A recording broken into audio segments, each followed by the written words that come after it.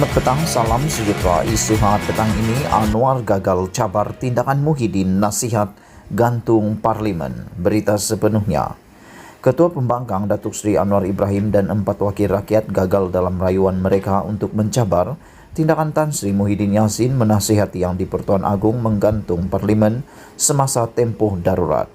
Panel 3 Hakim Mahkamah Rayuan yang diketuai Hakim Datuk Has Zanat Mehat menolak rayuan Anwar, Ahli Dewan Undangan Negeri Adun Simpang Jeram dan Ahli Parlimen Pulai Datuk Seri Salihuddin Ayub, Adun Gurun dan Ahli Parlimen Sungai Petani Datuk Johari Abdul, Adun Tebing Tinggi Abdul Aziz Bari dan Ahli Parlimen Pasir Gudang Hasan Abdul Karim untuk kebenaran memulakan permohonan semakan kehakiman terhadap bekas Perdana Menteri itu dan kerajaan. Dalam keputusan sebulat suara, Hakim Has Zanat berkata mahkamah tidak mempunyai bidang kuasa untuk melayan permohonan semakan kehakiman walaupun kebenaran diberikan kepada perayu. Ia akan dilaksanakan dengan sia-sia kerana mahkamah dilarang oleh perkara 150 dalam kurungan 8 Perlembagaan Persekutuan daripada mempersoalkan penggunaan budi bicara oleh Yang di-Pertuan Agong mengenai pengisytiharan darurat, katanya. Beliau berkata kuasa mahkamah bergantung kepada apa yang diperuntukkan oleh perlembagaan, bukannya apa yang difikirkan oleh sesetengah pemikir politik apa itu kuasa kehakiman. Hakim itu berkata menurut perkara 150 dalam kurungan 6 dan kurungan 8 Perlembagaan Persekutuan, perlembagaan berhasrat untuk mengecualikan semakan kehakiman terhadap keputusan mengisytiharkan darurat serta menutup pintu mahkamah terhadap sebarang cabaran undang-undang yang dibuat semasa darurat dan pengisytiharan darurat oleh Yang di-Pertuan Agong. Mahkamah tidak mendapati kesilapan undang-undang oleh 3 hakim Mahkamah Tinggi semasa menolak kebenaran untuk semakan kehakiman.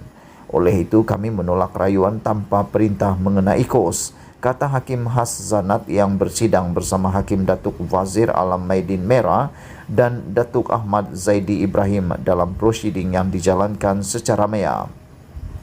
Pada 22 April lepas, Mahkamah Tinggi Kuala Lumpur menolak permohonan Anwar untuk mendapatkan kebenaran bagi memulakan semakan kehakiman untuk mencabar nasihat Muhyiddin kepada Yang di-Pertuan Agong Al-Sultan Abdullah Riyatuddin Al-Mustafa Billah Shah untuk menggantung sidang parlimen darurat seluruh negara.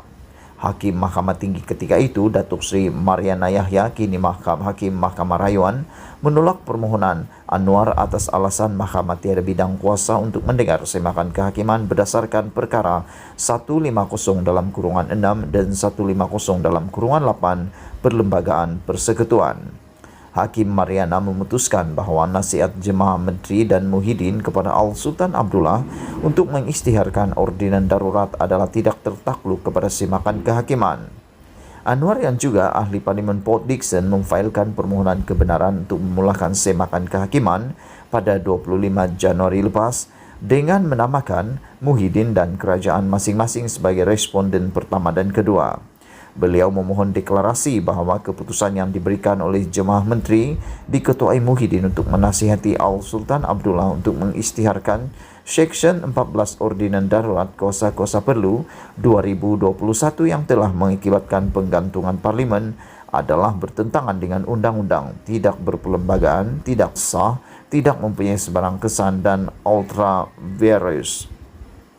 Pada 11 Mac lepas, Mahkamah Tinggi Kuala Lumpur menolak permohonan kebenaran semakan kehakiman yang dikemukakan Salihuddin, Johari dan Abdul Aziz atas perkara yang sama, manakala permohonan kebenaran Hasan ditolak Mahkamah Tinggi Johor Bahru pada 26 April lepas. Mereka juga menamakan Muhyiddin dan kerajaan sebagai responden dalam permohonan mereka. Sekian isu hangat petang ini. Jangan lupa tinggalkan komen anda, tekan butang subscribe dan kita jumpa lagi. Bye-bye.